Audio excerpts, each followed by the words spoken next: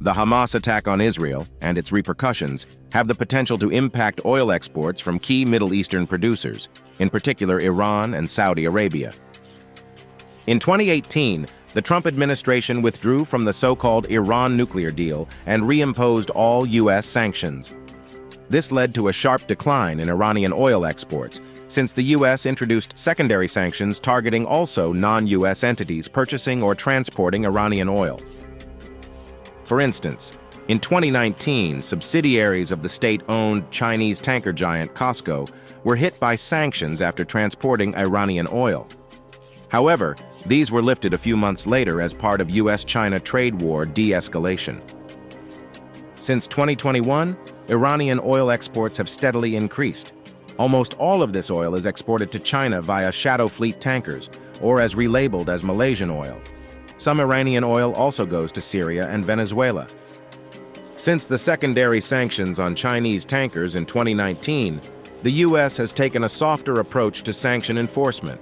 This has been particularly evident since 2022, as rising Iranian oil exports have alleviated tight global oil markets, making it challenging for Western leaders to enforce Iranian sanctions while simultaneously attempting to impose new oil sanctions on Russia. If Iran is proven to have been involved in the attacks, maintaining this softer approach may prove difficult, and stricter sanction enforcement might be on the horizon, putting 1 to 1.5% of global supply at risk. A Wall Street Journal article cited senior Hezbollah and Hamas sources, saying Tehran approved the attack. However, U.S. officials have not confirmed any connection, with Secretary of State Antony Blinken stating, "We have not yet seen evidence that Iran directed or was behind this particular attack." The second vector of geopolitical uncertainty in oil markets stems from Saudi Arabia.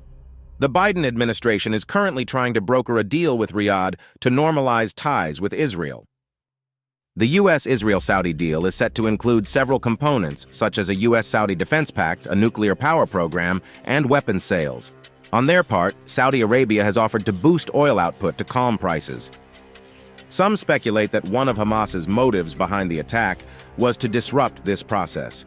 In any event, it might be challenging for Saudi Arabia to normalize relations with Israel and increase oil output to satisfy Western importers if the conflict between Israel and its Middle Eastern adversaries escalates further.